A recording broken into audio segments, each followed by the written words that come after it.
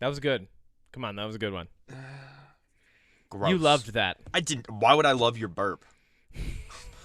Give me 3 reasons, I don't know. Kevin. Maybe it's a kink. I told you that in confidence. You told your excitable co-host that you went to a kink party in confidence. Yeah, I did. My friend, how was the kink party? I can confidently say it was fun. Uh-huh. Oh, good. We went to it was more of a meetup where Okay. there's this like local bar that's like half indoors, half outdoors. It's on a street that's permanently closed to like vehicle traffic here in Denver. So there's so this was like kink networking. No. Oh, go on. Sorry. I will shut up and listen now.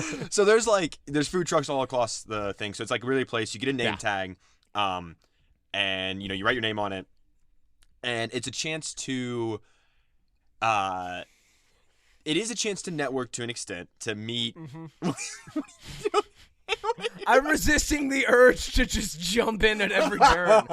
I'm covering my mouth. Go. Okay. It is networking to an extent because you do like meet people and everything. But it's more of a, I don't know if this is like a good term to use, but it's more like shopping around for interests and then checking out with them to go somewhere else. Yeah, go ahead. I feel like this is your time. Go. I feel like if you don't, you're gonna explode. It was fuck. I can't. All right, I'm just gonna cover my eyes so I can't see you. This is what the podcast has become. We have to can't even look at each We other. just need one more monkey. All right, go. It was good though. We went with our friend, our mutual friends, Kieran, and his partner Faye. Met a lot of cool people. Yeah, it was very interesting in just the sense that, for one, there was way more people there than I thought. Like probably over 100, if not more.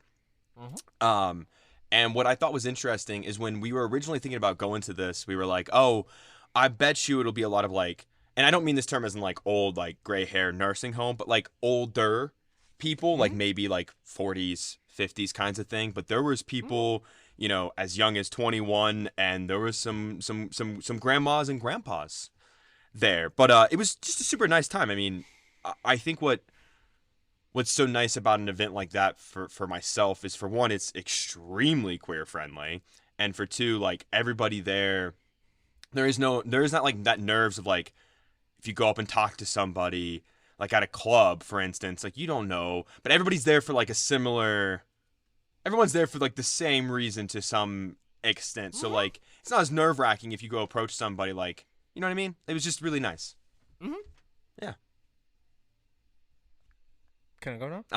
Yeah, please. We're talking? Yeah. All right. The kink spectrum is like a kink kaleidoscope. Yes. And it's like you guys went to a kink party where you had to kink it to link it. And the only thing that geriatric kinksters are getting is kinks in their necks, because let's face it, you got to get in some weird positions for that shit. That's it. That's everything that I got. I'm not going to keep going. I'm running the theme music right now, or else I'm going to just go. Just do it. The Just whole do it. podcast is going to be kinks. All right, let's go. All right.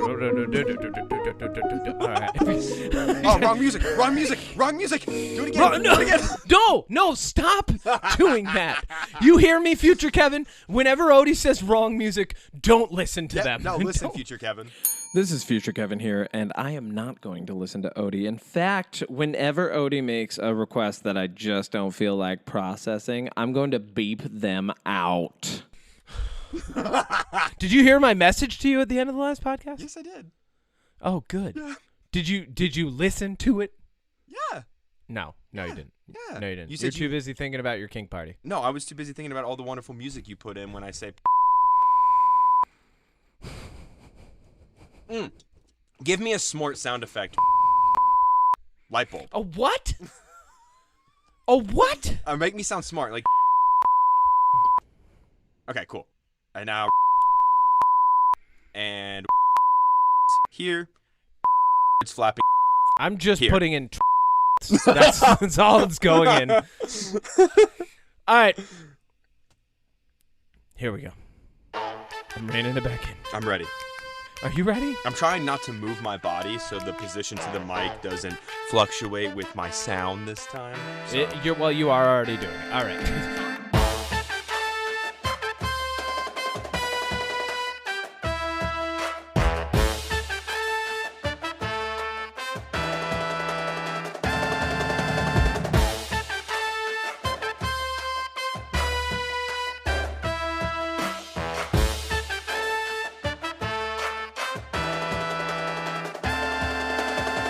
Well, I'm doing it 3, on purpose 2, now. 1. All right, here we go. Welcome back to another episode of the Unpop Podcast. I am your kinky captain. Kevin Mann. Who wants to come up and hang with the captain? No, I'm your captain, Kevin Miner. He, him. With me as always is Odie Matthews, the chef. Okay. They, them, Yes. cooking up that delicious and wonderful content. yes. Okay, so when you first said that you went to a kink party, I thought you were going to like the kink parties that like there's two different types. Oh, like an there's orgy? the kink networking that you went to. Well, it's not an orgy. Okay, so That's the what they kink call community. it. First off, let's get this out here for all of the people who are recovering Puritans that are afraid to get into it. All right, there's an orgy, and that is just a sexual free for all. They call it an orgy, but yeah, it's a free for all. it's a sexual free for all. You just might be having sex next to somebody. There's a kink party, right? There's like a kink party that you have at like a reserved space where like everybody kind of does their kink. But the thing about the kink community that's different from just an orgy, because like just psychopathic straight people will have orgies because they'll just do enough cocaine, right? And they'll be like, we're gonna have an orgy now because everyone's hyped up. A kink party is they really lean into consent, and it's actually a very safe community to be a part of, right? And they're very big on that because they want to maintain that community. So like it's good. And then there's kink networking, like what you went to, where it's like, hey, I'm into this. What? It's not like. Did you guys do it like speed dating, or did you do it like let's mingle and if you meet someone? Yep. Okay, Talk to people as you see fit. There's the ones that are more like directed, that are like, hey, we're going to try to match you up with other people who have similar kinks, like, or a similar like profile to you, and you're going to basically do speed dating, right? And like as a couple or as a single, and like they kind of match you up, and it's more organized. And then there's the mingling one that you went to, where it's like, oh, hey, you feeling the same thing? All right, you like me? All right, okay. Well, we came here to go there, so you want to go there? Like that's what you went to. And I think honestly, like an orgy, you never know what's gonna happen at those fucking things. So like let's keep those in the area where they are. And sure, there's a spectrum of those too. Like there's probably healthier ones and less healthy ones. Oh yeah. But as far as the kink community goes, and the people who I know who are members of it, really great community built on respect and consent.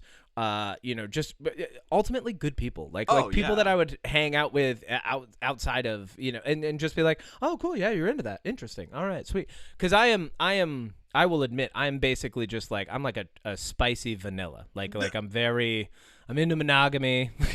I don't like sharing too much. I got some spice to me, but it's pretty vanilla, baby. Yeah. I mean, we ended up mainly going to meet friends. And we made some friends from mutuals. From the kink party. Yeah, and I mean, and you guys were bumbling at the Tinder meetup. Yeah. You guys were, all right, cool. I like that. It was fun. Cool. I mean, that's rocking. Yeah, I think regardless, and I'll say this, and this is my last real thought about it, because otherwise this will become too kinky. But if you're we should do an episode eventually about that. I think that would be fun. Called Too Kinky? No, not too. Well, maybe. I don't know. We'll see how kinky it gets, right? Yeah. We could bring on somebody who like is who organizes the kink events. Oh, in I your met area, him. Right? Yeah, I met that Great. guy. Yeah, I'm Great. sure he would love to talk about it, because I think that'd be great. Even more so, and this is what the guy who ran it, when I was talking to him, said. Like, yes, even if you're. There's two different types of people that go here, and I'm sure you probably already know this, but there's the people that are going because they're looking for a couple, a third, a fourth, a switch, a swing. They're looking for something specific or non-specific, but they're there for that reason. Then you have people like us who were there because we just wanted to meet people that were going to be queer-friendly, because it's a queer-friendly space, that we're going to have similar interests. Very queer-friendly. and potentially, if anything, lead to just more friends to hang out with. So, Yes. Kieran and Faye introduced us to two of their friends, Eric and Alice. Absolutely fantastic people. So the 6 of us are going to do like a hot pot night and just hang out. So That's awesome. We really just went to meet friends, and mission accomplished. And I think, Nate's looking for a little girlfriend. So fingers crossed they find that. But all right. You're gonna have to keep us updated on Nate's search for a little girlfriend. I think that's an interesting thing. I want to hear how that goes for them. We'll update it. Yeah. Well, I love Nate. I'm genuinely interested, and then for entertainment purposes, I'm also interested. Yes. That's just me being transparent with you, sir. So. This episode, where we are talking about something that is a little kinky, actually. Kind of. When you get into certain realms of it, baby. What are we talking about this week? We are talking about... You just like... You do this to me every time where I'm like, all right, let me bring up my notes for this episode. In the middle of me, like, research, like, getting my... What are we talking about? Like, I'm in the middle of getting my Google Doc open. I'm just like, huh, me? Oh, I thought you were... Oh, dragons. Dragons. We're talking about dragons. And dragons are most notably associated with shows like Game of Thrones, with books like The Fourth Wing, with all different sorts of fantasy, and oftentimes fantasy, and especially some of the female led fantasy that I've been reading this year can get the fantasies, the fantasy. I don't know. I'm not trying. Anyway, the effeminacies. Anyway, yes. They can get a little kinky too. So, sometimes. But more specifically, we're diving into dragons now. You did not get a lot of sleep last night. No, our AC went out again. Lucky us. So, yeah, which sucks. Which you think Denver would just be cool enough that you could? It's like 98 degrees out right now. First off, you think Denver would be cool. Like, it is cool. Secondly, I think a lot of people that move to Denver, they don't think they're going to run into problems like that. They think Denver's cool. Like, the state is just like, yeah, I got your back, but it doesn't. I don't think it doesn't. It turns out it's still in the United States, and it's not cool. It's not cool. Yeah, the health industry still not cool. Yeah. The landlords still not cool. No, this is a landlord favorable state too, which sucks. Speaking of, I just saw Rent last night, which was amazing. The Capital District Arts Initiative put it on. Oh, right. Yeah, if you want to talk about like an LGBTQ friendly space, it was like very friendly, and that's what we need during Pride Month, baby. That's what it's all about. Man, Pride Month's almost over. Seeing Rent was amazing. Spoiler alerts for a musical that's been out for over 25 years. I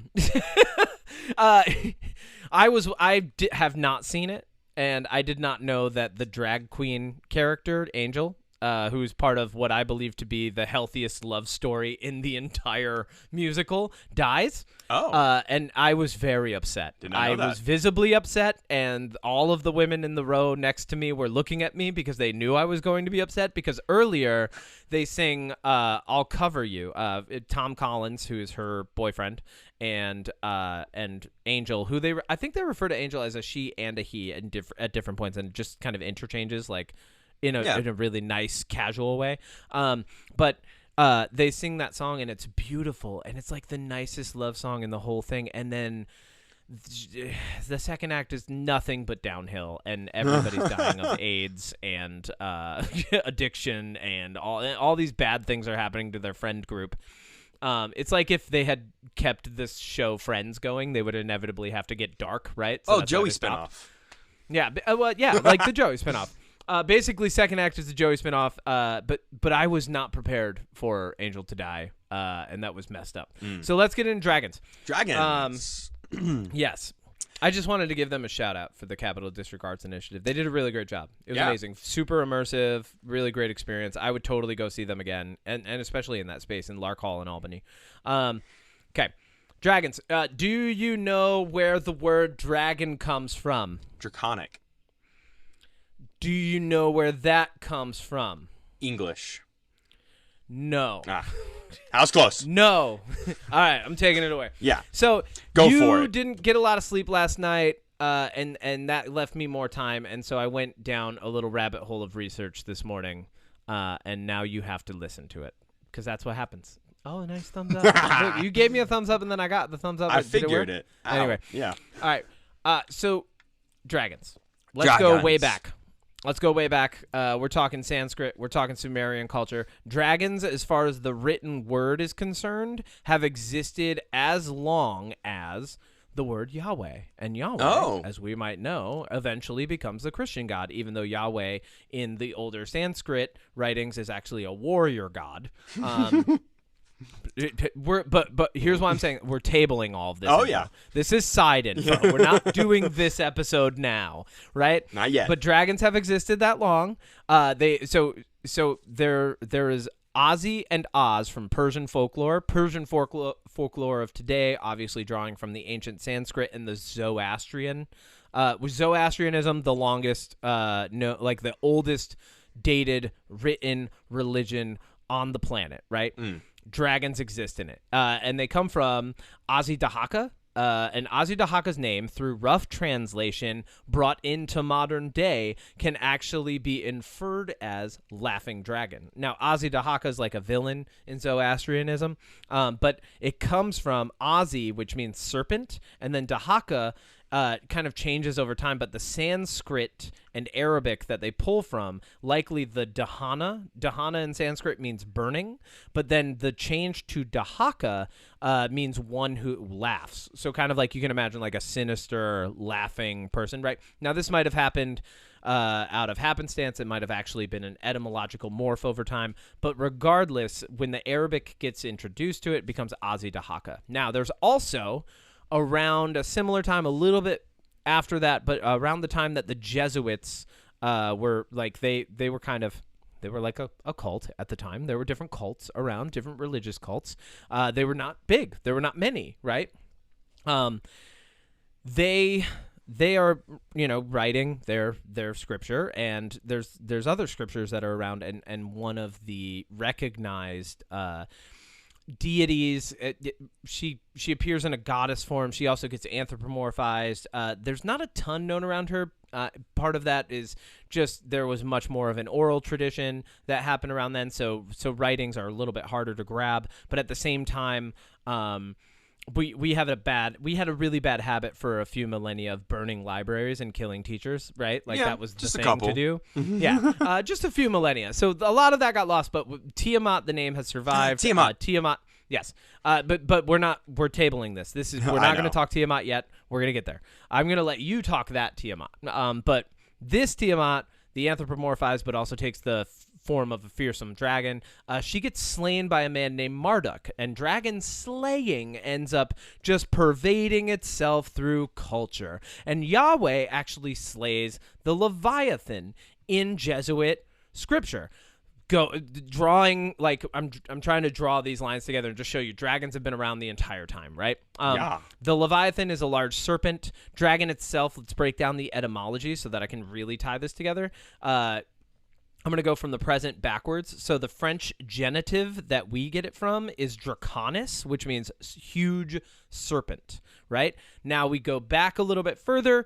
Greek genitive, drakontos, serpent, right? But then you go back a little more and you get derkomai, which is IC, but that morphs into edrakon. And drakon, right, is where drakantos becomes draconis, becomes draco, becomes dragon. That means deadly gaze. So this was actually...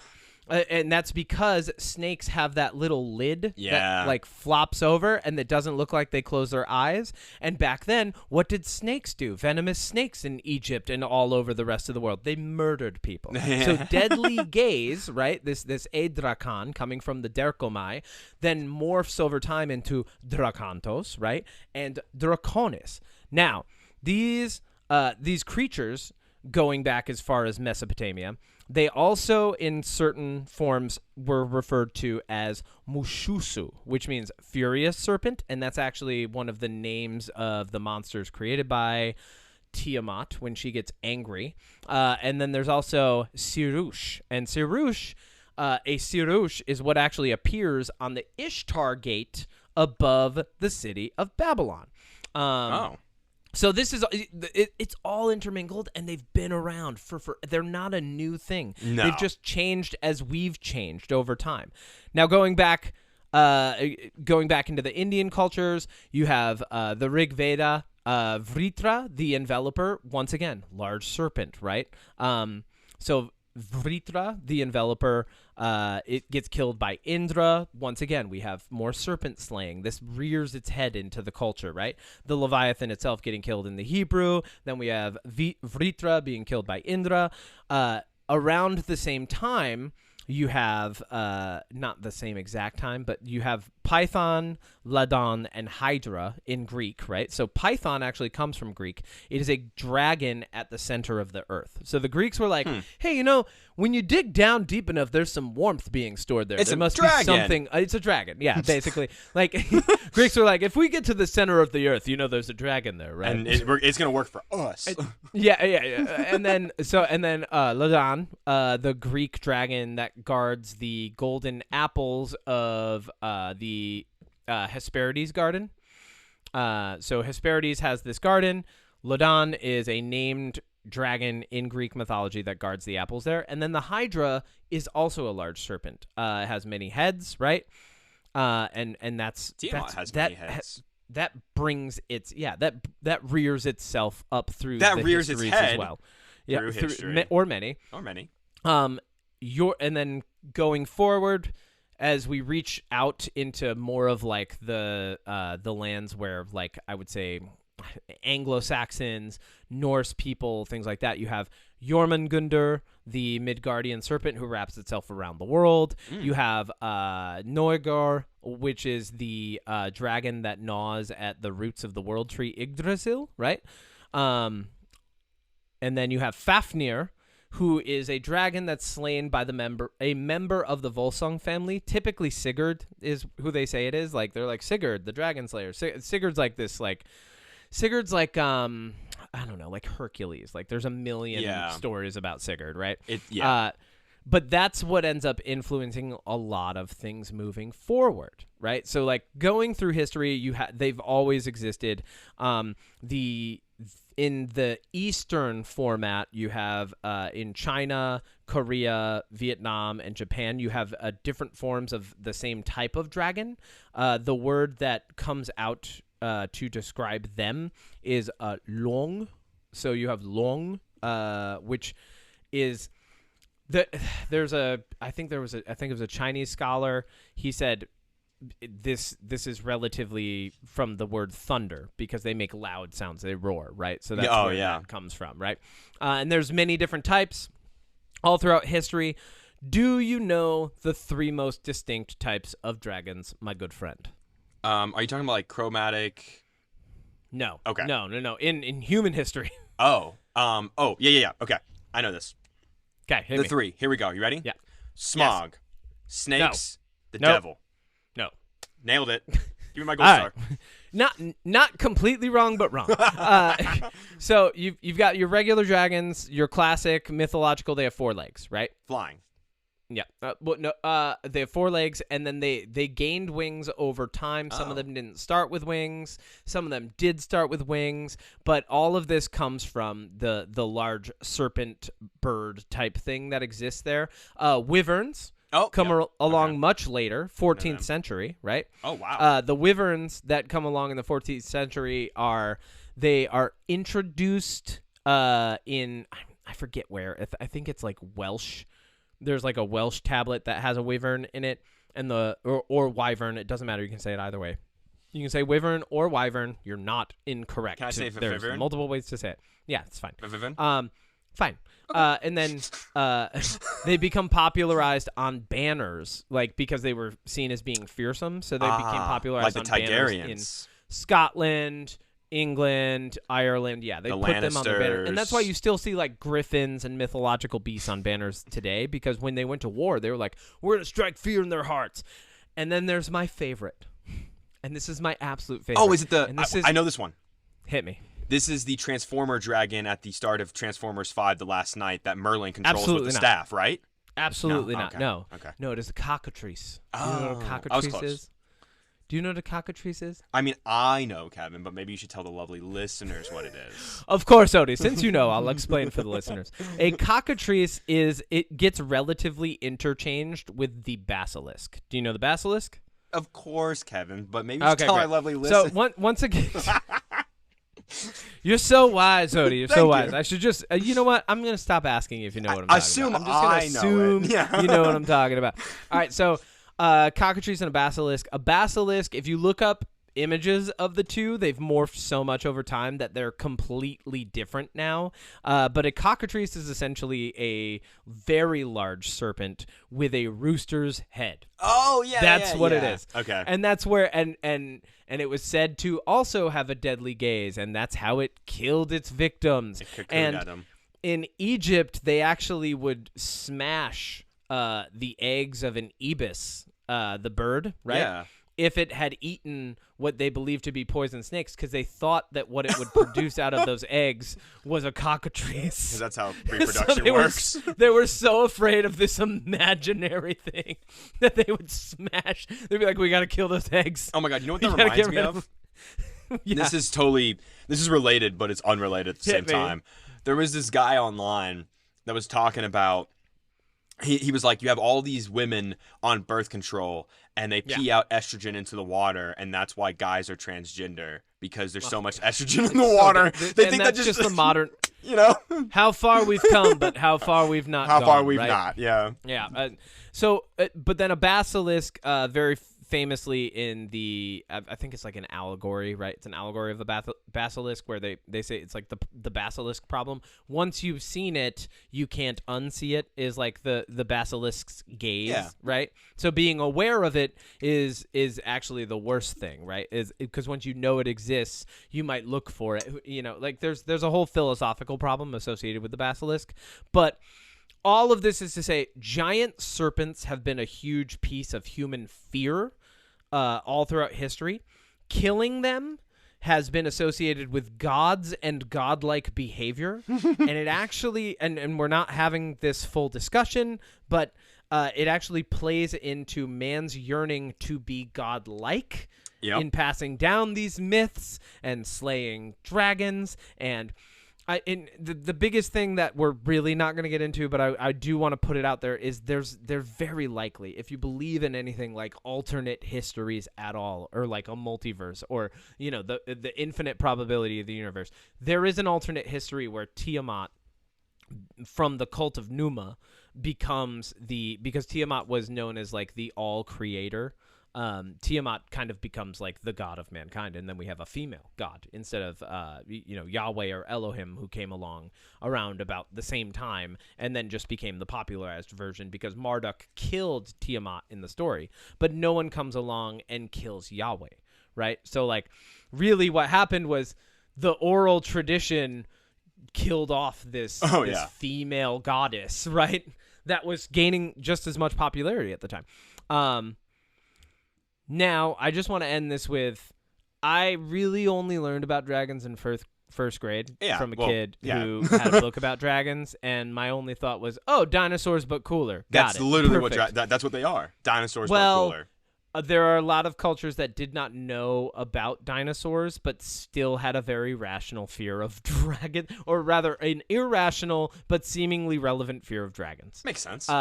Do you have anything you'd like to add to this? I mean, I think this was what I did this morning. I'm glad you did. I think that's a great little like history that kind of brings us up into dragons in media. And I just want to start with some of the most popular ones. Okay. Because I feel like that is the way to go. But because you mentioned Tiamat, D&D Tiamat, specifically my current campaign, for those that don't know, Tiamat is a chromatic dragon. And correct me anywhere I'm wrong, Kevin, because you are more... hit me. You know more about D&D than me. But it's a chromatic dragon. And it had 5 heads. It was black, blue, green, red, and white. And they all operated individually. So think King Ghidorah from Godzilla. Wait, is that how you say it? Ghidorah. King Ghidorah. Ghidorah. Thank you. Ghidorah. Speaking of... these Yeah. dragons are influenced by both Draconic myth and then also hydras, right? So Greek mythology does come into play here. Yes. Another thing that I do want to point out, there is in Sumerian, there is a 7-headed dragon. And then later in Christian scripture, in the book of Revelations, there's this big mention of a 7-headed serpent, right? That comes out of rises out of the sea, and like Christian apologists in the modern day use that as an analogy or a metaphor. Yeah. But back in the day, when that was written, people are like, "That's really gonna fucking happen! Like that dragon's gonna come out of the and some of it had been forgotten. Like I said, the oral tradition had kind of been passed on, and so whatever dominant oral tradition or whoever's really winning history gets to control that narrative, you know? And so the people who are winning history inevitably end up being, you know, the Christians and the Catholics. And so then the Revelations comes around and people are like, look at the 7-headed serpent, you know, it's a dragon. It comes out of the sea. It's like, yeah, that existed a few millennia ago. Right. It was already written about. And then one other thing I did want to throw down, there's actually a cool dragon that's still celebrated in France, known as Grand Goule. Grand Goule is a folkloric dragon in the Poitou region of France who's celebrated, and the name translates to Big Maw or Giant Maw. Yeah, so Big Mouth. Big Mouth. Big Mouth the dragon is here. You've got Laughing Dragon, the ancient villain of Sumeria. You've got Big Mouth the dragon in the Poitou region of France. There's so much. We could just do a whole episode on the history of it. I tried to summarize as much as I could, but all right. So back to Tiamat. Oh well, the last thing I was gonna say, Tiamat is partially a Viviran or Viviran or Viviran or whatever you want to call it. Weavern. But yeah, no, she's this basically. You have Tiamat, who's like the evil dragon goddess, and then you have Bahamut, who is like the good dragon god. And I'm dumbing these down quite a bit, but yeah, I was gonna say relatively. Yeah, it's all it's relative. Yeah, and Tiamat has been imprisoned in what is that realm called? It's the yep, that realm. The fifth. I don't remember. You're staring at me. It's your campaign, bro. Yeah, I'm not. Well, so funny enough, the first half of this campaign, Tiamat's not even in it. So, but anyways, yeah, she's been locked away in like a different dimension, different realm kind of thing. But I think probably what would be the two most popular dragons that I think are in like modern, like people that would recognize would be Spyro the Dragon and Mushu from Mulan. I think those two are probably the most recognizable. Eddie Murphy voiced one, and the other one's purple. Come on. Keep going. What? That's Go it. ahead. Keep going. Those are the two most important dragons to talk about. Oh, that's it? No. I mean, there's tons. You've got Dragonite, the Pokemon, that you could easily put in here. You've got the nameless dragon from the Beowulf story that you could put in here. You've got Maleficent, who turns into a dragon. All right, hold on. So let me keep going. Before you go further, I have a top 10 list. Do you have a top 10 list? Let's say yes, and the first 4 are Mushu, Spyro, okay. Dragonite, and the dragon from Beowulf. All right, you know what, Odie? Yes. This has been a really great class project, and I'm super happy you're participating. I am. But you're gonna get us to a B. I want us to get an A+. Okay. Fine. Here's what I've got. I brought a top 10, and then I've got honorary mentions for cool dragons. Ready? Okay. Let's do it. Okay. First off, the Disney dragons. Let's get them all out of the way. They're honorary mentions. We got Toothless from How to Tame Your Dragon. That right? is not Disney, but sure. It's Disney Pixar. Or no, DreamWorks. Oh, sorry. My bad. Anyway. Come on, whatever. Kevin. Whatever. You got Mushu from Mulan, yep, right? Eddie Murphy. You got Maleficent. Yeah. Classic, right? And this draws going back to Beowulf, going back to Sigurd, going back to the slaying dragon thing. The prince slays the dragon at the end of the story. And that's just, that was Disney doing that. They also did it in The Black Cauldron. Oh, there's the dragons in The Black Cauldron, right? Yep. Elliot from Pete's Dragon, Puff the Magic Dragon. That's not Disney, but it goes on the same scale. Nerissa from Enchanted, right? Because she turns into a dragon. Okay. The antagonist in Enchanted turns into a dragon. Sisu from Raya and the Last Dragon. Blazy from Onward. And then you also have my personal favorite of the Disney dragons, Madame Mim. Madam Mim? Yeah, who gets in the Sword in the Stone. Madame Mim and Merlin get into a duel, right? And then as they're fighting, they're basically playing the greatest game. They're seeing who can defeat who by turning into different things. And so like they're turning into like goats and pigs and elephants and all these different things. And then Madame Mim turns into a dragon and Merlin's like, I don't know how to solve this. And Merlin turns into a germ. And Madame Mim's like, where'd you go? And he's like, I'm very tiny. And then she gets sick and he wins because a dragon is still susceptible to a germ, which is actually a really heady and cool lesson to learn as a kid. It's War of the Worlds. Kind of, defeated by the common cold, baby. Kind of, but yeah. So Merlin and Mim get into this battle. She turns into a big dragon, and then he makes her sick. He gives her the common cold, basically. Yeah, that's awesome. Yeah, and then I also wanted to throw down all the dragon type Pokemon, which we will not be naming because there's a lot. There's a lot, and we don't need to do the Poke Rap for dragons only. Gyarados is the only one that's worth mentioning because I have him as a tattoo. Boom, yes, we did we it. absolutely do not need to do it. Now, before we get into top 10 dragons, my favorite dragon lore that I wanted to bring in. Oh, I also wanted to mention Shenron, right? So Shenron from Dragon Ball Z, the Wish Dragon. Yeah. Yep. Okay. And then also Falcor, who was a Wish Dragon as well. Okay, I can see that. From the Neverending Story. I had Neverending Story on my honorable mentions, so. Okay. So those are all the honorable mentions. We got them out of the way. Sure. Does that sound great? Okay, my favorite dragon lore. I love D&D, and dragons are great, right? It's literally in the title. Yes. Dungeons and dragons, right?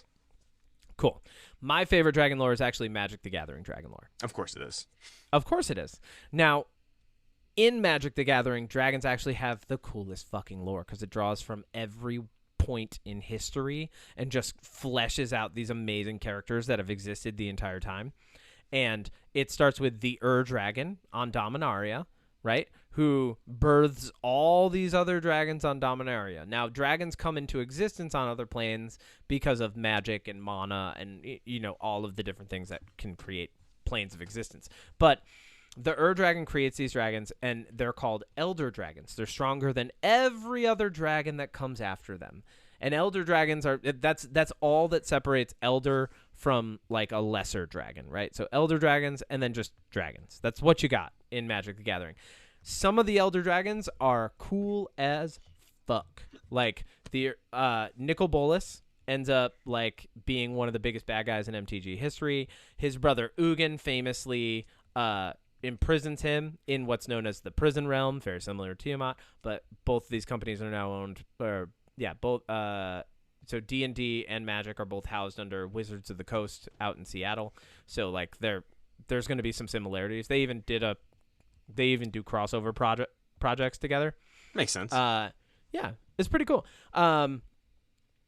You also have Chromium, the Immutable, reference to Chrome Dragons, like just many chromatic. Different cool things that are happening there with different dragons.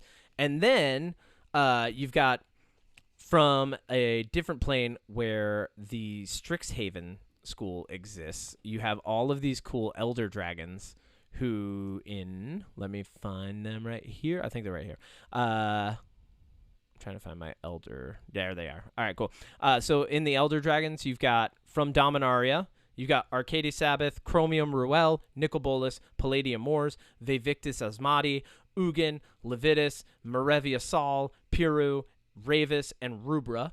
And then on the plane of Tarkir, you've got Dramoka, Ojutai, Silumgar, Kolagon, and Atarka, and those each represent two different colors. And they actually, the history of Tarkir is that the dragons there enslaved all of the humans. This person kind of goes to like as the humans are fighting the dragons, someone goes there to like stop the humans from killing and enslaving all of the dragons as vengeance, and they like end up messing with time. It's like a really, really cool plot line. This is all Magic the Gathering? This is all Magic the Gathering. And then my favorite ones are from the Strixhaven plane. They're called Shadrick Silverquill, Galazeth Prismari, Beladros Witherbloom, Velomachius Lorehold, and Tanazir Quandrix. And they basically were so smart. And this is they have like what I call like the Jedi flaw. Is that they're so smart that they're like, all right, so we're going to like make sure this plane remains stable, and we're going to set all these systems of government and governing bodies in place, and everything's going to be great. And we're going to have this school where everybody can go. And at the school, we're going to have a place called the Biblioplex. Now, the Biblioplex is going to have every spell known to the multiverse. And we're really not going to guard the place because we got a bunch of magic students there. So what could go wrong? My God, you're getting this a Jedi and then we're complex. going to go live our lives and teach classes. Like, they basically are like, let's set up a college. Like, that's what the dragons did. And then they're like, all right, cool. Now let's have all knowledge right here, like the Library of Alexandria. What could go wrong? And then they're like, yeah, let's not guard that too well. All right, cool, great. Cool, moving on. Good plan. Yeah. Yeah, like, so I call it the Jedi complex, right? Because they're like, yeah, we're so smart. We don't care. Yeah. But those are the Elder Dragons in MTG. And then on my top 10 list, I have a couple dragons from MTG. So I just wanted to make sure that I brought that up because they're all over the game. Like, there's dragons in almost every single set of Magic that gets released. Yeah. That's awesome, though.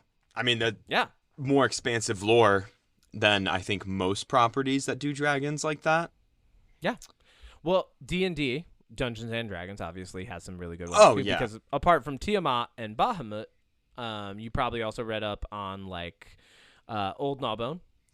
Yeah. I mean, we have a different, I mean, I don't think anybody from my campaign listens, so we're probably good on spoilers. But if any of you are listening, you fuckers, you better not hear this part. There's 8 chapters, and each chapter has a different color dragon. So they just dealt with a blue dragon, then they're all chromatic dragons. Does the blue dragon have a name? Yes, but I couldn't tell you off the top of my head because the blue dragon is the green dragon Old Gnawbone? Yes, the blue dragon. Is the white dragon Icing Death the Frostflame? I think that sounds. Is the black dragon? Hold on. Ebon Death the Draco Lich? That sounds familiar because so I have 2 dragonborn. This is I know nonsense. these. I know this shit. I know. There's 2 dragonborn in my party, so I have tweaked this campaign to favor them in learning information by using their dragonborn. Like they have to roll like history and stuff, but I give them a chance. What are the dragonborn, Odie? What do you mean? What are they?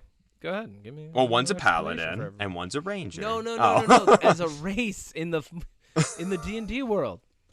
Well, they're dragonborn. They're part dragon. They're How did they come to be? Because listen, Kevin, when a mommy dragon and a daddy human love each other That's very much, No. they breathe fire at each other, and dragonborns are born.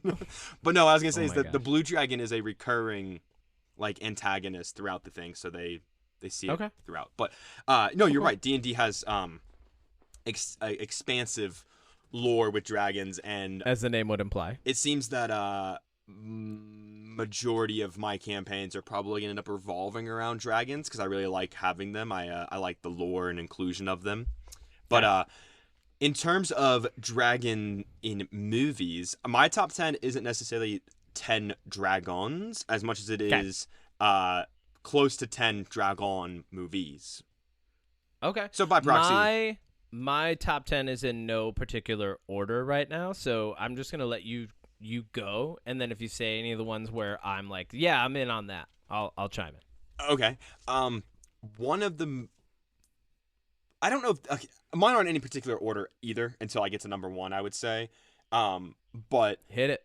Just hit it. I like the lore of Reign of Fire. I don't particularly love how the movie is executed. Yes. Yeah. All right. I don't love. So now we're covering dragons in pop culture. I actually didn't do Spyro as an honorable mention. Spyro's on my list, but it's on mine too. So yeah. All right. So Reign of Fire. Which you like the lore? Yeah. Okay. So for those that haven't seen this movie, and I will cover this on Magnum you Opus. can say the lore. It's fine. No, I'm saying for those that don't know, like I'm going to tell you, Oh, yeah. but I will end up covering this on Magnum Opus if you want a full breakdown of the movie. But basically, the movie Reign You of mean Fire. your more popular channel? Yeah, my more successful. Your more successful channel Yeah. on YouTube. but it opens, I believe it's London, and there's this mine, and there's this kid, and basically dragons have been around forever, but they've just been kind of like hibernating, and they were like sealed away, and because Earth was mined, basically quote unquote hollow, through the mining and digging out, the dragons broke free, and in the matter of months, completely annihilated our entire military from the entire planet, which I think crushed it. And see, this is where nobody knew how to handle it, and that's where I'm like, I like the start of this lore. Dragons have been around forever. We unearth them. They take over the planet. However, I do find it hard to believe that the entire world's military wasn't strong enough to beat, because there's even, if you look up, there's like the audiobook and like the behind the scenes, and like how they expand on what isn't told in the movie. In the beginning, there's not a lot of dragons. They just breed so rapidly that humans got outnumbered. But I would like to think that the moment dragons started shooting up from a mine in London, we would have nuked it. Like we would have nuked it. We would have blown it up. We would have shot every missile. We would have at least carpet bombed it. Yeah, but for sure. As that movie progresses, Matthew McConaughey and Christian Bale end up having to fight the dragons, and I like some of the execution that it's modern stuff, like modern weapons mixed with if we were sent back to the Stone Age. How do these things combine? Yeah. But I like it. It's not great. But I like the idea and the lore behind it. Execution, not so much. Can I tell you something? That didn't make my list or the honorable mentions, even though it's a property. I didn't think so. No, I'm going to skip that one. What about Aragon? Skip. You skipped. I've never seen the movie, but I did read the books, and I don't think the books are necessarily bad. I had Mushu on my list. I had Neverending Story on my list. I don't like that movie, but I like the dragon. I had Falkor. Raya and the Last Dragon on here. Okay. What about what could potentially be the best voice casting role ever done in cinema, with Sean Connery voicing Draco from Dragonheart? No. You don't like that one? Nope. You don't like Sean Connery playing a very poorly CGI'd? No. You don't? Okay. Nope, pass. What about the actual one, which I would consider Smaug? Good voice acting. Absolutely hate those movies. I like Smaug in the book. How different is the Smaug I like. Very different. I figured. Much more menacing and threatening, I think, in the book. But it's theater of the mind, so like you can imagine it a little better. I mean, J.R.R. Tolkien does such a good job describing things. I really appreciate the way that was done. Even the cartoon from the 70s, the Ralph Bakshi. Oh yeah. The Hobbit. Yeah. That does a really good job of showing how fearsome Smaug is. And like in the movie, there's like this weird MacGuffin in the mine where they're like, we got to get to this, and then it's like Smaug broke out, and they're like, all right, well, we got to go fight Smaug, I guess, or yeah. So then like in the books, a guy, like somebody shoots him, and a scale, or actually somebody just notices that he's missing a scale. Yeah, like there's one shot that you can make, and an archer makes it. It's great. We all know the story. But in the movies, they make it like this whole big thing, and like one guy's in a tower, and like Luke Grima Evans. Wormtongue's there. Like there's so much going on. And like Legolas shows up in the next. Anyway, it's just a hot mess. And Benedict Cumberbatch, I think, did the best he could possibly do with that role. I would say probably best voiced dragon of all time. Besides Sean Connery. I agree, yeah. I will give him... No, I don't like Sean Connery as a dragon. I like love Sean Connery. I like Sean Connery. I'm entertained by Sean Connery. Oh, Spyro is the best voiced dragon. That's true. No. No. He sounds like... No. I would also say that one of my favorites, and again, no order, but not my favorite, How to Train Your Dragon, man. Like Toothless. Toothless is great, but like those movies as a whole, all three of them, and the soon-to-be live-action adaptation, because God knows we need it. I like the way that world is done. I like the reveals. I like as it goes on. I like that it's one of those DreamWorks movies that I feel has those adult things that keep the adults entertained, the kids jokes that the adults can just be like, whatever, but the kids can get them. You know what I mean? Like it balances really well. Got a great voice cast. I think Toothless is an incredibly funny dragon. What an interesting concept that he's missing teeth and his rider is missing a leg. Like just, just things like that. And again, just a really interesting world that they do a good job over the course of 3 of expanding on the lore of dragons and showing the dragons and whatnot. Yep. Yeah, no, that's good. And then, another honorable mention, it's not really on my list, but the dragon from Shrek. Like, gross. She's there. Whatever. I don't like Shrek. She has sex with a donkey, whatever. How does that work? I mean, you're playing D&D, where famously, like, people who are playing characters will attempt to, woo a dragon, seduce it. I believe that. I mean, yeah, it happens all the time in D&D. Here's what I got on my list. Do you have more on your list? I have 2. You got I more have to 2 cover? left, but one's my Hit me favorite. with the 2. Well, I'm gonna wait. Let's get through some of yours first.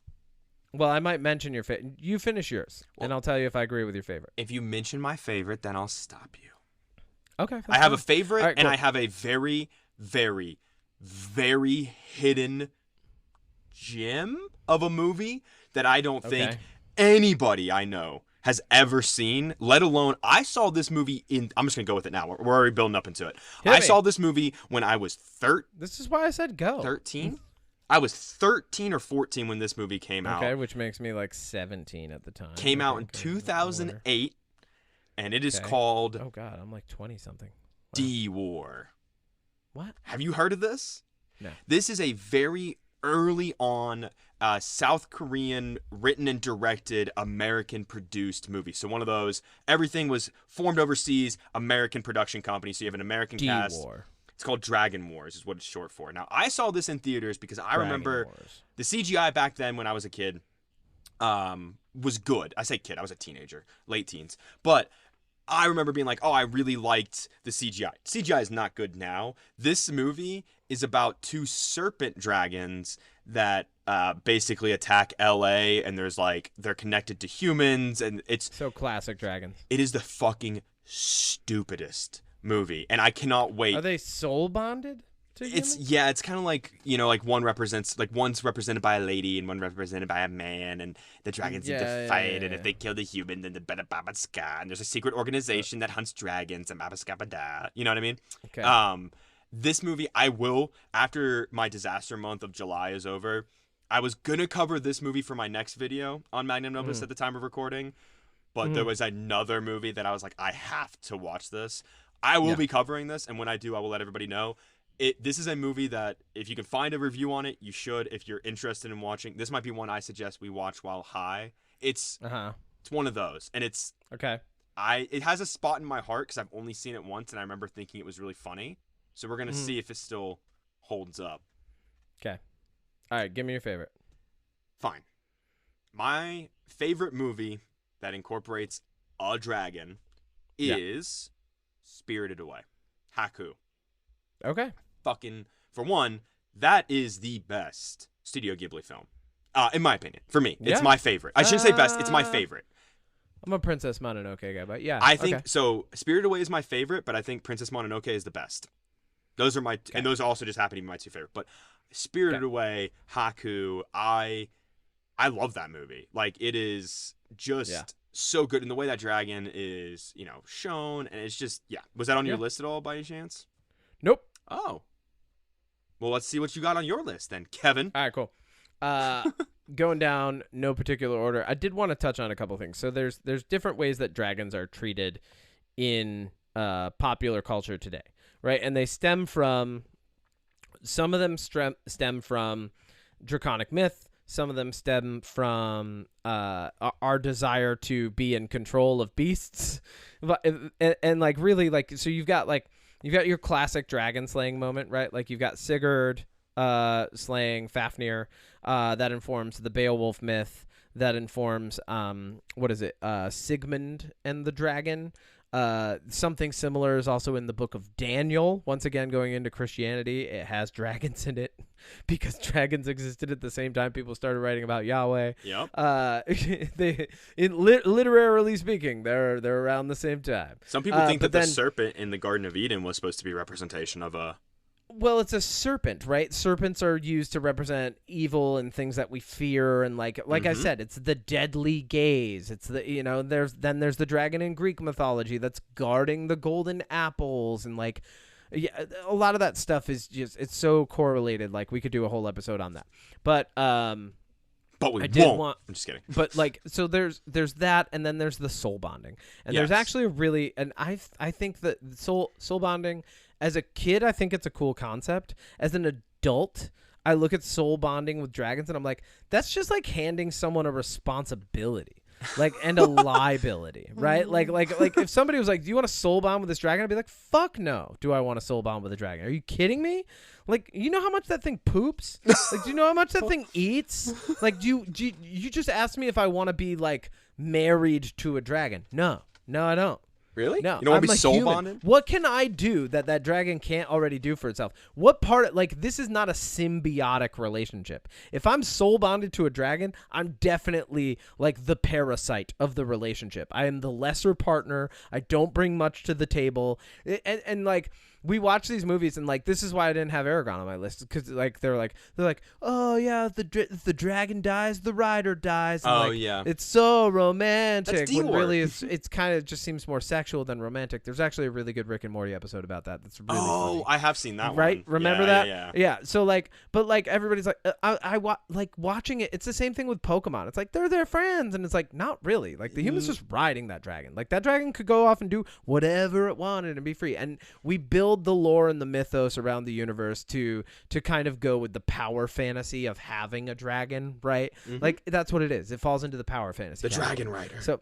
Yeah, you're the dragon rider, like you're the one, you know, like freaking Skyrim, the Dovahkiin, right? That's on my list. But like so like the soul bonding is part of it, and that happened in Game of Thrones. Well, Game of Thrones, it kind of happens. It's not the same. Like people can even warg, and like there's like you might warg into it anyway.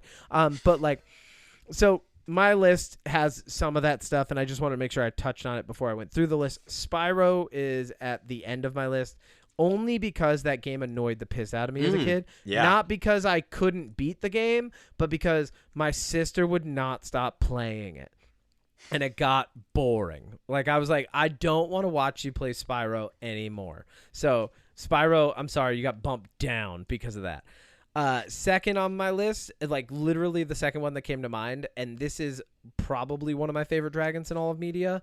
In the game's Final Fantasy, you can summon dragons using materia. You can summon them to help you deal damage to the enemies that you're fighting. And my absolute favorite one ever is a dragon known in the games as Bahamut Zero. And Bahamut Zero, I can only describe as being some sort of a weird spirit mech dragon summoned from beyond the moon. Like Mechagodzilla?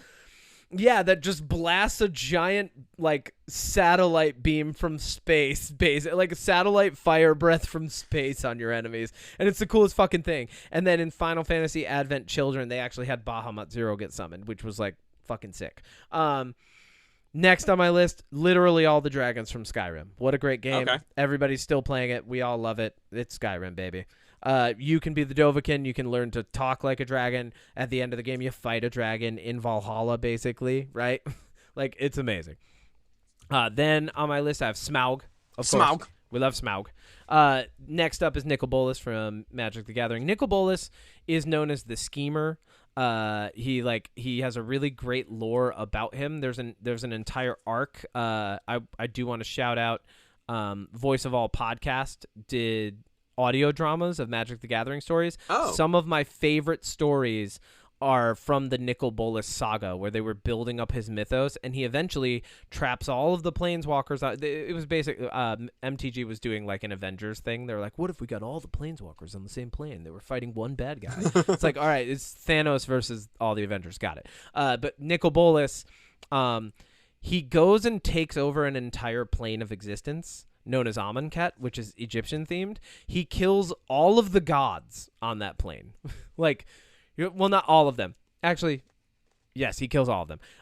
Two of them are like gone, and then the other ones he mummifies. Like he basically resurrects them. They come back as these other versions that serve him. Yeah, and then he creates, like, he kills all, like, this is going back into the history thing. He wipes out all of the adults, like anybody who has like cognitive thought and can develop things. He wipes them out. They get mummified, resurrected, and then serve as the nannies, essentially, like basically babysitters for the next generation of people who learn that he is the god pharaoh. Oh. He teaches an entire plane of existence that he is the god of that plane. He's not, but he does it. And then he says that there's going to be this hour of promise that shows up. There's this whole big thing that unfolds. When the hour of promise shows up, sure enough, it's just Armageddon for that plane. And he's killing everybody and turning them all into these mummies that are like reinforced with steel instead of just being wrapped in cloth. They're like these, it's called lazotep. It's basically vibranium. This is just Avengers. Everything But, is like, something from something. He's like I've got basically he's Dragon Thanos. He makes a vibranium coated mummy army and then invades like the most popular plane of existence in Magic the Gathering. Super popular villain, really schemy, always has a plot, and then he gets imprisoned in the prison realm by his brother. My next dragon on my list is from the city of New Capenna, on what is a relatively unknown plane in the Magic the Gathering universe. Her name's Zayatora. She is a demon dragon gangster. Oh? She is the head of a crime gang known as the Riveteers, who are basically like they're like the skyscraper builder, like the working class of New Capenna, which is a 1920s mobster inspired set of Magic the Gathering. She is the gang leader of the Riveteers and famously has a like proving ground where people will fight each other to earn her favor. She's amazing. She's like my favorite one of all of them. She's a demon, she's a dragon, and she also really cares about city infrastructure for some reason. like I just love it. I can't. The Battle of the Pit Death goes I can't here, describe Starbucks next to it, and then the library next to that, please. She's just like, we're gonna take care of this city and make sure everything's copacetic for everybody. Also, angels might come back at some point, and that would suck for me. But in the meantime, I got this gang. Like, in the meantime, she's a coffee shop. Like, there's something that's just like it's endearingly serious, but then silly to me that I kind of love. I always love shit like that. Yep. Next on my list, Game of Thrones, and I just listed all of the main popular dragons. We've got Balerion the Black Dread, Vhagar and Meraxes. Balerion the Black Dread, the Black Dread was ridden by Aegon the Conqueror when he conquers Westeros. I would say don't do too many spoilers for Game of Thrones because I am going to watch Game of Thrones finally now that I'm into House of the Dragon. No, you're good. I'm just naming them. Okay. Balerion the Black Dread was ridden by Aegon. I don't even think I don't think we ever even see Balerion the Black Dread. Do you know about Aegon? Even in House of Dragons? Yeah. Then there's Vhagar and Meraxes, who were ridden by the sisters. And then in the future, Daenerys Targaryen gets her dragons that everybody knows. It's not a big spoiler. She has Drogon, Rhaegar, and Viserion. Then my next one, and this is one I'm surprised was not on your list, Odie. Let's see. I have the Ahamkara from Destiny. Because they're dragons. They're wish dragons, but not like Falcor. They're weird wish dragons that want to make you their slaves and also are kind of related to giant space worms. Yeah. I don't know. I just love it. It's silly and weird and fun. You know and what? then we go and kill one. Oh, yeah. We go. What is not on my list that I should have mentioned was the D&D movie because there is a dragon in that, and that is the next one on my list. Themberchaud. Fucking he is great. the red dragon Yeah. from the D&D movie. He is known as the Dragon the Large, Dragon the Chunky. Nope, he is. Yes, He's chunky. that, but he's known as like the Smith of something. The Smith right of. Anyway, he's down in the Underdark. He's big fat boy. He loves treasure. Yeah, he's great. amazing. And fun fact, there is a Magic the Gathering card of him. Of course there is.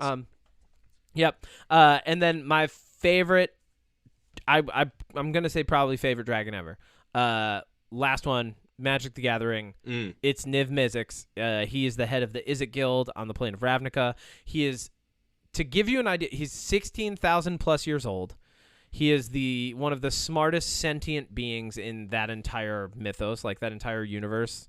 He's one of the smartest beings. He is around for the founding of the guild pack that holds a giant, like, plane of existence that imagine if an entire plane of existence was just a giant planet-sized city. Oh, Coruscant. Kind of, but even better, like I hope it's old better. Victorian themed.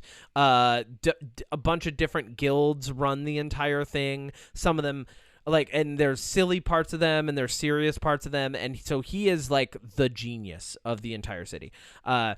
He communicates with people telepathically, so instead of speaking, he like uses his mind to speak to people. So you're just looking at this dragon, he's talking to you with this deep rumble. He makes rumbling noises, but like you hear him in your head.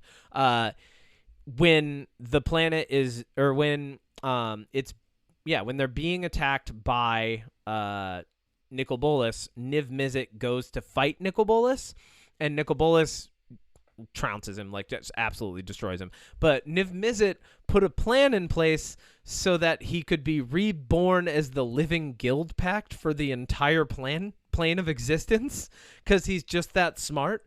And he gets reborn with like these crazy golden scales and like survives the battle, and now he's the living guild pack of an entire plane of existence, which is just like, to have the failsafe in mind before the thing even goes down, I'm just like, all right, you're the best. Like, you can't not love the guy. And then his entire guild's comprised of like goblins and humans and Viashino, which are descendants of dragon. They're basically dragonborn, but in this realm of existence.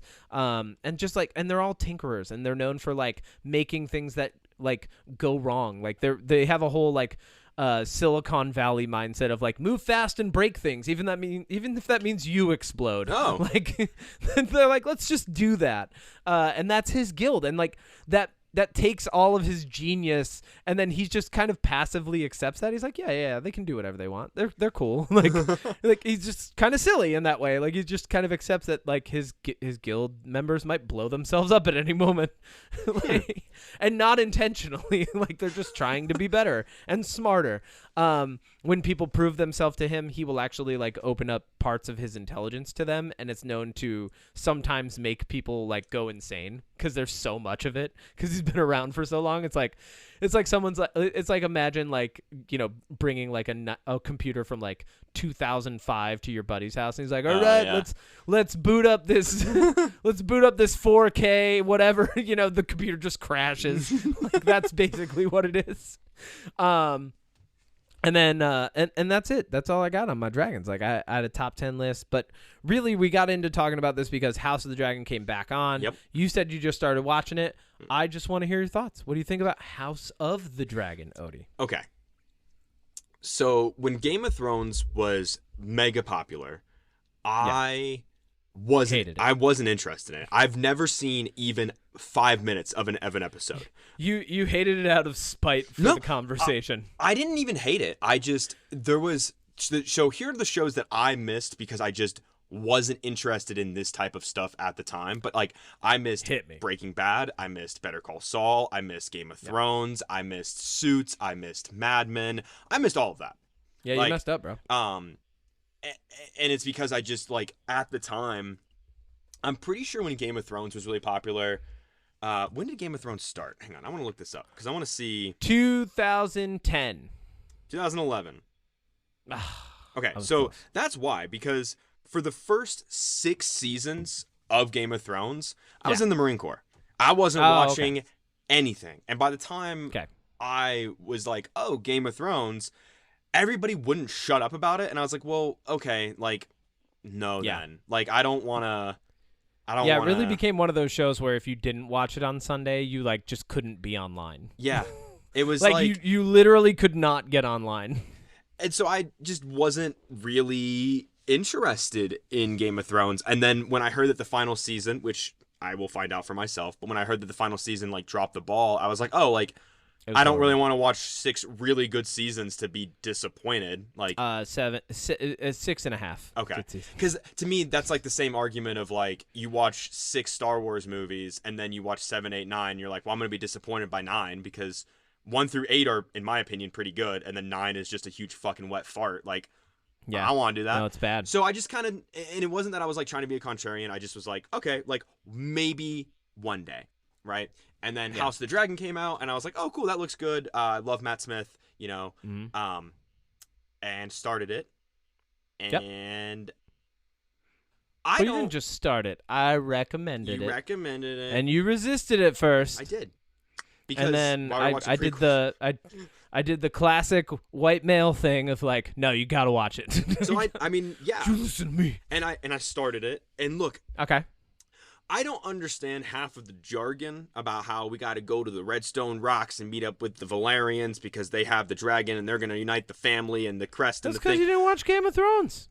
Yeah, maybe. But I think without even knowing anything at all about any of the stuff going on, I know what's going on. There is a king. Yeah. He has a daughter. He has not had a son. He made the daughter the heir. Now he has a son.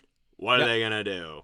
And obviously, and he has a son with the daughter's best friend. Yeah, which is fucking wild. But and like, there's your typical what I've been warned about with Game of Thrones. You've got your typical incest scenes. You've got your hold on. Dragon Game of Thrones spoilers here. Oh my God! It's a fucking dragon and spoilers. Okay, go. Now I'm only on episode 5, so technically I'm on episode 6, I guess now. But you know, there's some uncle and niece action, which is weird. There's, you know, they tried to marry a 12-year-old to like the 40-year-old king, and the Targaryens are known for being incestuous. Yeah, but that's because they came from a continent that was destroyed when the Doom came to Old Valyria. Now, what is the Doom that came to Old Valyria, you ask?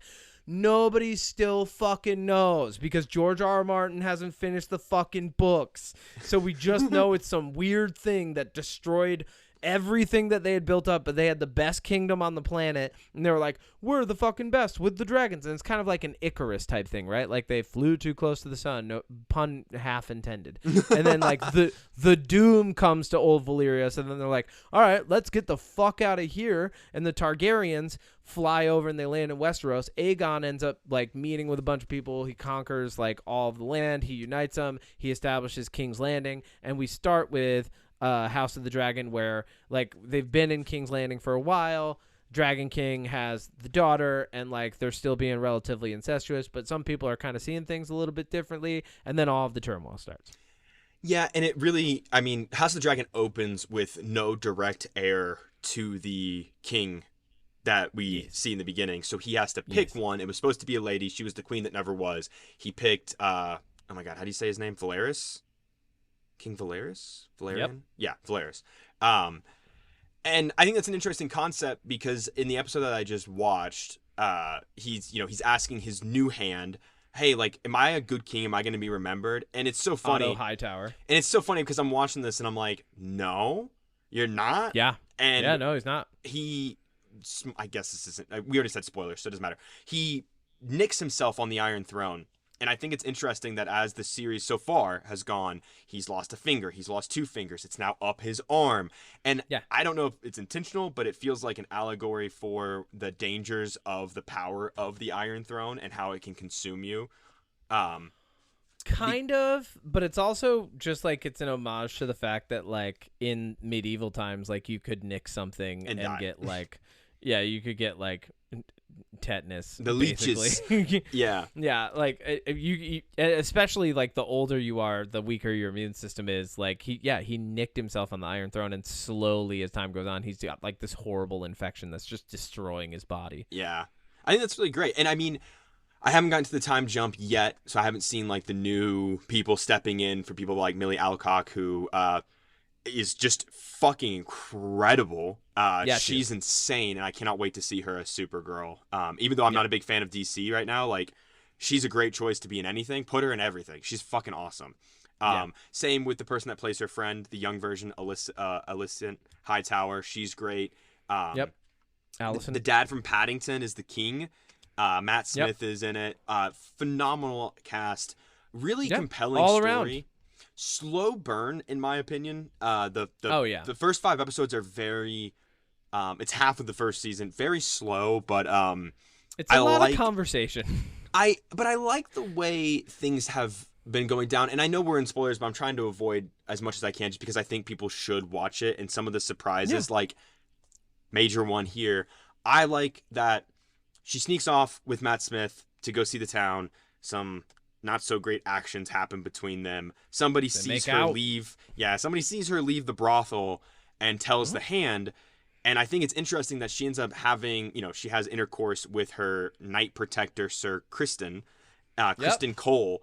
And what I think is really cool about how that whole thing is handled is obviously everyone thinks that she had sex with her uncle, and she didn't. And she's not necessarily lying by saying that they didn't have sex, but she still had sex with somebody that night. And when all the events kind of come to a head, the queen ends up interrogating Cole because she's like, oh, well, he would know if she had sex with Matt Smith. And he's like, no, it's just she had sex with me. And then the queen's just like, I don't know what to do now. And I just think, like, the way some of these things are played out and, like, who you're rooting for, and, like, ultimately most of these people kind of suck.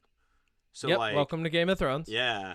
There's not really anybody to root for in Game of Thrones. I was rooting for some of the Starks in actual Game of Thrones. I was rooting for Kristen Cole until he, like, and I mean, like, I get it. He's, like, a knight and everything, but, like, in my head, if you already soiled your oath of not fucking the princess or whatever, such a hypocrite, and she's like, hey, like, I have these duties, but I have an understanding that, like, you and I will be together on the side, and, like, since you're my protector, you'll always be around me, and I'm just gonna get married in name alone. And he, like, freaks out to the point where he's like, the queen should just kill me for this. And I get it, like, that's the role, that's the knight thing, so dumb. But I can't help but be like, if I was in that situation, here's a very attractive princess who wants to be with me but can't be with me in name, and that's all she's asking, like, sure. Hold on. Let me explain something to you. Explain something to me, Kevin. Let me explain something. Explain it to me. This universe. Okay. There's no way, after he had stuck his dick in that hot pot of dragon crazy, that he was not going to die, unfortunately, at some point or another. Oh yeah. It doesn't matter. It's a choose your own adventure where inevitably, as Kristen Cole, if in page 2 you said yes to Dragon Princess, you die. Like, there's no good ending for you ever. Like, because you're either going to be in secret until someone finds out and then murders you. You're either going to be in secret until she has a bastard and then her husband gets mad and murders you. You're going to be in secret until the queen finds out, and because you didn't tell her for so long and now she doesn't trust you, murders you. Okay, like, there's so many cases where you get murdered, and then the best case scenario is, no, you're actually just dishonored. You have to go to a giant wall of ice up north and live out the rest of your days with those guys. And they're all, oh, by the way, they're all thieves, murderers, cannibals. Like,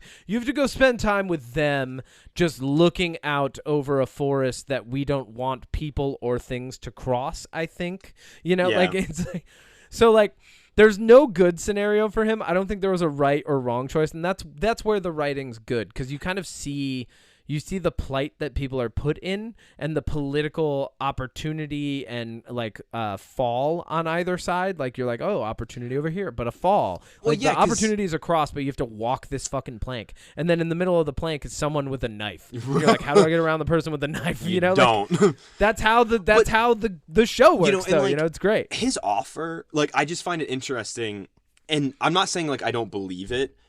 Yeah. But all we are shown. Also, the person with the knife in the middle of the plank has, like, some insane name, like fucking Rat Catcher McGee, or like, it's just like Rat Catcher like, McGee. it's just like some random person you never saw coming. That's like got a scar under one eye and he's missing half a lip. Like, you just. Anyway, keep going. Sorry. I was just gonna say, his whole offer to her of being like, you don't want your inheritance. This thing has been a burden on you. You've told me how much you hate this. You've told me how much you don't want to be queen. You've told me how much you don't want to get married. You've told me how much you don't want to have kids for the sake of having kids because you don't care about all that. We could run away together where nobody knows where we are. No. And she's like, no, I can't. No. And I'm like, well, in the same episode, she also finds out, like, she might actually end up being queen. And then she's like, oh, I care again. I care. Like, and it's because everybody's making decisions and none of them are optimal, that everyone just continues making bad decisions. Like, it's just this funny game of telephone. And then here and there you have somebody who's actually paying attention to everything and just manipulating from the shadows, you know, and they're like, ah, yes, this is my chance for my come up. You know, like Like what's Matt they're like, Smith if up I tell to? this person this thing, if I tell this person, you know, like, and that's what Game of Thrones is really about. Like, on the surface, yeah, there's even House of the Dragon. It's called House of the There's Dragon. barely any dragons. Well, hold on. There's dragons. There's enough dragons in it that I'm satiated. I'm like, okay, yes, this is still House of the Dragon. Great, but it's still very much Game of Thrones. It's medieval political intrigue. It's cosplay. They're LARPing. Everybody's LARPing, and they're just and everyone's got like some sort of you know, it's like everyone's like going to somebody and they're like, hey, you want to do an alliance? You want to do an alliance? I promise no backstabbies. And then like the person's like, yeah, I'll do an alliance. And they're like, I said in the middle of I promise no backstabbing. It was you want to do an alliance? I promise. Period. And then I just said no because I don't want to actually do the alliance with you. Backstabbies. Like The punctuation is key. Yeah, you weren't listening carefully enough. Backstabbies is its own You statement. didn't hear the commas and periods. Yeah, like, and that's how the whole show just functions. Yep. And then, like, it just keeps going. I love and it, it never stops. I'm only halfway through It's the good. first season. It's good. I'm excited to see the rest. I definitely want to do, when I catch up on House of the Dragon, when I watch all of Game of the Thrones, we will do a whole Game of Thrones episode kind of thing. Not necessarily a deep dive, but I would love to talk about this show. And from somebody that, again, has never seen it and knows very little, I'd be curious to hear what you think about my thoughts on it. Yeah, I mean, I have many thoughts myself. So once we get to the end of season 2, we'll do a little wrap up. We'll talk about it then. Right? We'll do a little House of the Dragon season 1 and 2 wrap up. I like that. You know what I don't like about the show is I'm on season 2, right? Episode 2 is out tonight. I'm on season 2, and I watched the recap, and I was watching it with Adriana because, and we were like, I was just like, I don't remember half of this shit. Oh. Like it's been long enough, you know, that I was just like, what? I was like, okay. And then as it was going, I was like, oh, okay. Yeah. That's how I felt with The Boys when I started season 4. I skipped the recap, and I was like, oh, I need to go back and watch this. I don't remember any of this. Dude, I had the same thing with The Boys. But, like, on this show, with Game of Thrones, I was locked in, man. Yeah. Like, because I got ahead of the show in the books. Because I started reading book 2 in between season 2 and 3 because book 1 for Game of Thrones, I think it's just called A Game of Thrones, right? So the entire saga, the world building, just to flesh this out for anybody who hasn't seen any of it, it's called A Song of Ice and Fire, and like then the show is called Game of Thrones. The first book is called A Game of Thrones. The second book is called A War of Kings, or A Clash of Kings, right? The third one, I forget what the fuck that's called. The fourth one's called A Feast for Crows.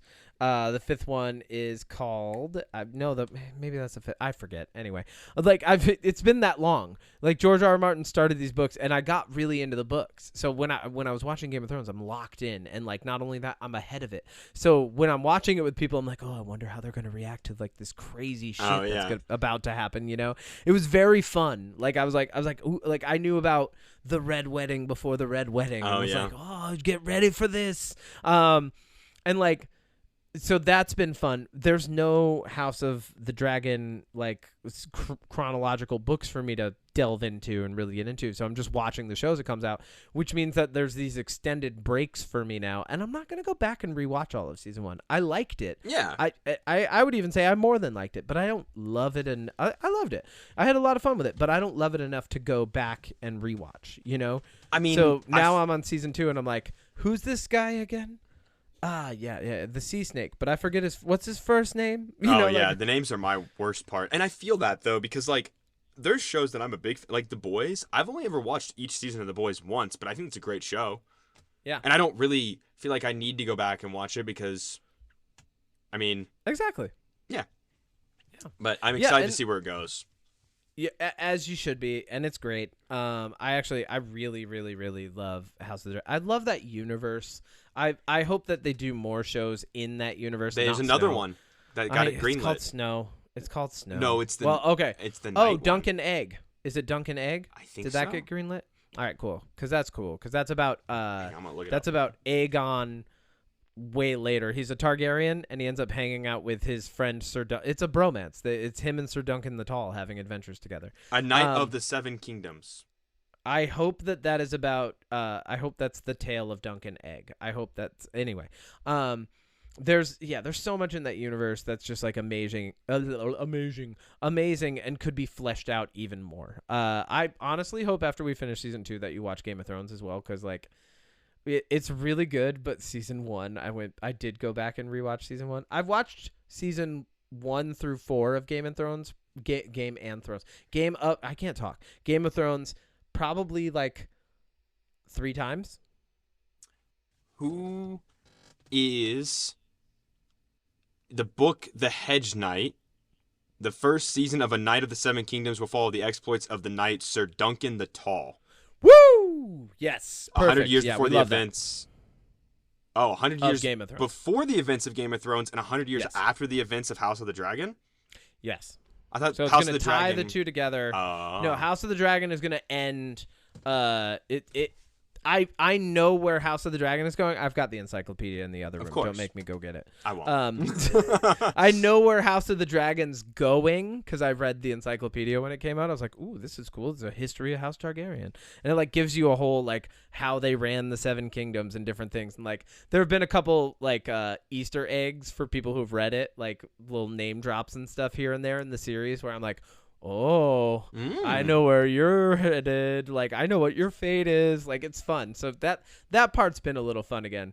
I would just the only thing that I was like that I really want to bring up was it's just hard when a show has a break that long and they have so many named characters and so much going on. Like, you kind of come back in and you're like, all right, how does this machine work again? I feel that. Who's doing what? But like, as you watch it, the more. House of the Dragon is definitely, I think it's a little bit harder because they're like, we'll go to the Riverlands and the Tullys will be our allies. And if you're a Game of Thrones fan, you're like the Tullys, that's the Stark's mom later. like you're like that's Lady Stark later and her brother and his dad and they had this battle and this thing happened and like the Lannister guy shows up and you're like the fucking Lannisters. Oh yeah. Like, you know, you're like they're the bad guys in Game of Thrones, but not really, but you know, not all of them, but yeah, you know, like so it's just fun. Like I feel like the entire show is just like a bunch of Easter eggs for Game of Thrones fans, but like anybody who's not a fan already, I think the show is actually in some ways it's superior. Like these 2 seasons are definitely superior to certain seasons of Game of Thrones. I agree. Oh, I mean, I don't agree because I don't know, but I'm excited you gotta to watch see. Game of Thrones. I will one day. I honestly think you'll love it when you get to it. I honestly think unless you're someone who doesn't like blood, gore, or sex scenes, if you ain't kinky, you ain't gonna get down with it. And we'll wrap it up there. Let's move on to what's your jam this week? Yeah, I'm gonna make this quick because we still don't have AC and I'm dying. Oh God. Only one of our rooms has AC, where our portable is, so I'm gonna go lay in there naked. Colorado's rough this week. Dude, it's like 97 degrees out right now. Ugh. And it's dry. My jam this week is and I guess it's a little bandwagony, but I got introduced to Chapel Roan this week. Oh God, that's funny. Yeah, all right. And Rock on. I know that she's been around for a very long time. Apparently, she's been singing for a while. A few years. she's Yeah. been I mean, singing- she's having the Lady Gaga moment. Well- Remember, Lady Gaga blew up, and everybody's like, "I remember when she was just playing her keyboard." Chapel Roan, Is dope. yes, and has incredible songs. I absolutely am a huge fan. She's 26. She started singing when she was a junior in high school, and that's when she got signed.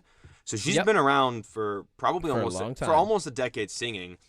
Obviously she's super popular right now because of her song like Hot to Go and whatnot. Well, it's a very catchy song. I mean, her music is great, and I saw an interesting, and I'm not. This is my comparison. Sabrina Carpenter toured with Taylor Swift, and those two have, and I'm not saying these are my words, but just in general, their songs are very similar to each other. Sabrina Carpenter and Taylor Swift, they're very like girl pop, but breakup centered, right? A lot of Taylor Swift songs are, I dated a Jonas brother, he broke up with me, and now I'm sad. Also, very cis het. Yes. And what I think is funny is Chappell Roan toured with Olivia Rodrigo. Now, Yes. personally, I like Olivia Rodrigo. But Chappell Roan's songs are still girl pop, which I fucking like girl pop.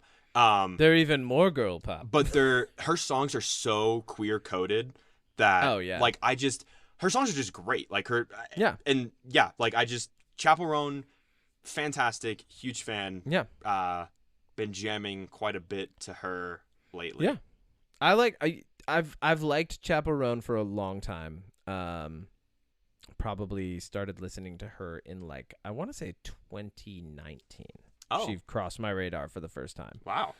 Yeah, like she's one of those artists. Like, I mean, you know, like you've got really good artists that are always on the up and come. But like, I mean, Wesley Estate is probably going to become popular in the next couple of years. They're still kind of forming their sound, but their EP was banger. Like, there are people who just like, you know how I am. Like, it flits across my radar, and I go, I'll grab that. Yep. Thank you. Like, yep, that's for me. Even if it's just a couple songs, and they'll stay there. They'll kind of like, I'll keep that in my zeitgeist. The thing that I've liked about Chappell Roan, my sister was actually just showing her to my mom. Oh. Which I think was great. Chappell Roan, my comment on her, and I thought this was I was very proud of myself. I was like, this is a little poignant. I said she represents what I would now consider a tradition of hyper stylized female artists, right? So Bjork, Saint Vincent, Lady Gaga, Chappell Roan, like that, and those are the four examples off the top of my head. Yeah. But they all have like a very eccentric style. They all have a very unique style. Like you can only compare them to each other by saying they're all unique. You know, Yeah. like that's what ties them together. And they're very confident in that uniqueness that they have. Each of them being a little bit different. I also love the journey that she's been on. She even has that song about like how she was like, I'm bisexual, and then guys were like, are you sure you're not lesbian? Like, and then she's like, actually I am, thanks guys. Like, which is like the opposite of the Katy Perry journey of you know, you're so gay and you don't even like boys, to, you know, Cali Girls Summer or whatever the fuck she's Marrying Orlando Bloom. Yeah. Yeah, so opposite journeys, and both valid, but Yeah. like, you know, I love that she's having this opposite journey at a time where like she can be authentic with it. Mm-hmm. More and more people are not only accepting it, but like championing it. Yeah. Yeah, and going back to where we kind of started this whole conversation, I mean, you went to the kink party and it was a very like LGBTQ friendly space, right? I went to Rent. It was a very LGBTQ friendly space. Chappell Roan concerts are a very LGBTQ friendly space. We need spaces like that in society, right? Yeah. Because our society didn't build those implicitly already. So the more of those we have and the more normalized that becomes, I think the better things will be. You know, Agreed. I do think Chappell Roan represents a glint of positive hope for humankind, at least in the Western world. Yeah. We'll see. Yeah. But great listen nonetheless. What's your jam? Yeah. My jam is not as poignant at all. My jam is, do you remember Cisco? The Grease? No, Cisco, the singer with platinum hair. Mm-mm. Who released the album Enter the Dragon with the title track Enter the Dragon. Dragon Force 5? No. I don't know. No, was it Unleash the Dragon? It's either Enter or Unleash the Dragon. I didn't care enough to look it up. Anyway, Cisco's album, it's either Enter or Unleash the Dragon. It like, I think track 8's the Thong Song. Everybody knows the Thong Song. You don't remember this? Thong He had Song? Godzilla in the music video. Like, at the time it came out, it was the most expensive music video of all time. I'm looking. I don't remember this guy. He sang the song. He was in the Wild Wild West song with Will Smith and Kevin Kline. The Wiki Wiki Wild Wild West. I'm just falling on my face at the end of this podcast. Nobody remembers Cisco. I don't know this song. You don't remember Cisco? Dude, okay. I was raised in the South, homeschooled by a far-right Christian conservative family. Do you think I would know a song called the Thong Song? I listen to silly songs with Larry. Oh, where is my hairbrush? Oh, where is my hairbrush? That's not a real song. That's not a real song. That's not a real song. Is my hairbrush? Larry the Cucumber, baby. That's Everybody's not a real got song. a water buffalo. Yours is pink, but mine is blue. What is this? Stop this. Everybody's got a baby kangaroo. Stop it. I will can't. not. My jam was Cisco. We're done. Yeah. And I'll take us out with our theme music. Oh, where is my hairbrush? Oh, where